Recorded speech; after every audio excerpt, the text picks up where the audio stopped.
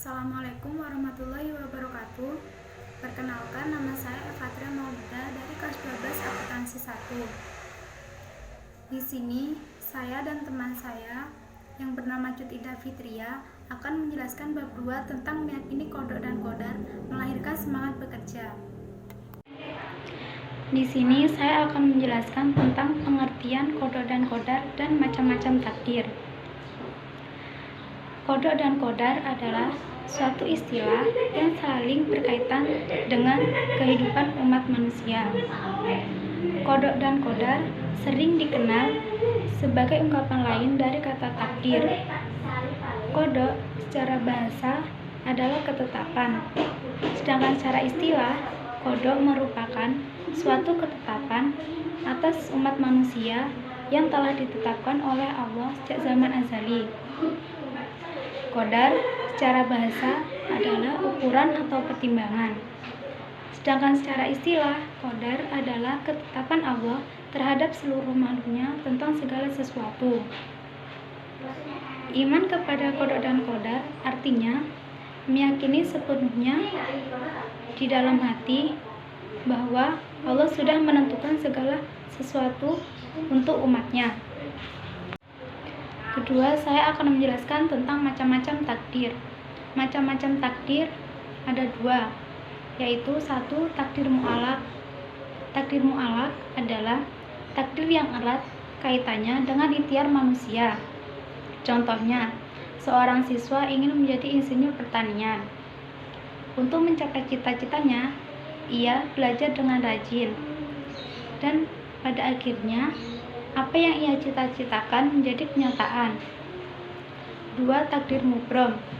Takdir mubrom adalah takdir yang terjadi pada diri manusia dan tidak dapat diusahakan dan tidak dapat ditawar-tawarkan lagi oleh manusia.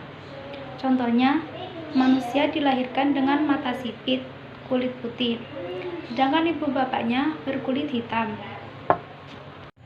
Assalamualaikum warahmatullahi wabarakatuh. Perkenalkan, nama saya Cut Ida Fitria. Di sini saya akan menjelaskan presentasi dari Evatria Maulida. 1. Sikap optimis akan takdir terbaik Allah Subhanahu wa taala. Manusia mempunyai kemampuan terbatas sesuai dengan ukuran yang diberikan Allah Subhanahu wa taala kepadanya.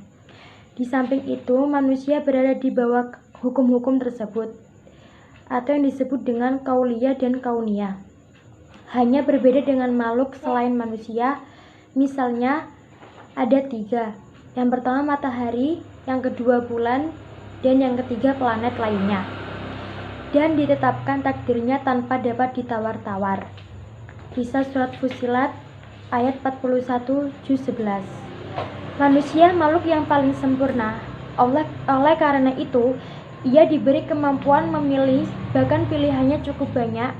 Manusia dapat memilih ketentuan takdir Allah Subhanahu wa taala yang ditetapkan keberhasilan atau kemalangan, kebahagiaan atau kesengsaraan menjadi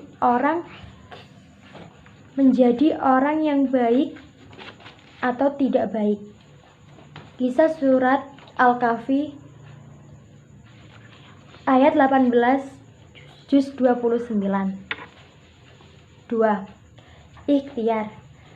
Ikhtiar adalah berusaha dengan sungguh-sungguh dan sepenuh hati dalam menggapai cita-cita dan tujuan. Allah Subhanahu wa taala menentukan takdir. Kita sebagai manusia berkewajiban melakukan ikhtiar dalam kisah surat Al-Anbiya ayat 21 yang artinya, sungguh mereka adalah orang-orang yang selalu bersegera dalam mengerjakan perbuatan-perbuatan baik. Siapapun yang berusaha dengan sungguh-sungguh berarti dia sedang menuju keberhasilan. Manjadda wajada, artinya siapapun orangnya yang bersungguh-sungguh akan memperoleh keberhasilan. 3. Doa. Doa adalah ikhtiar batin yang besar pengaruhnya bagi manusia yang meyakininya. Karena doa merupakan bagian dari motivasi intrinsik. Bagi yang meyakini, doa akan memberikan energi dalam menjalani ikhtisarnya. Karena Allah Subhanahu wa taala Firman Allah, aku mengabulkan permohonan orang yang berada apabila ia berdoa kepadaku. Kisah surah Al-Baqarah juz 2 ayat 186. 4. Tawakal. Tawakal adalah menyerahkan segala urusan dan hasil ikhtiarnya. Dari sebuah hadis yang diriwayatkan oleh Imam Ibnu Hibban dan Imam Al-Hakim dari Ja'far bin Amr bin Umayyah dari ayahnya radhiyallahu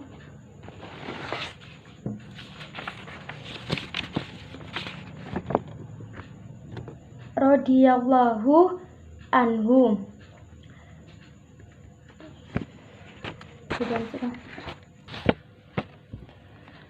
Radhiyallahu anhu, ia berkata, seseorang berkata kepada Nabi Shallallahu Alaihi Wasallam, aku lepaskan untaku dan lalu aku bertawakal.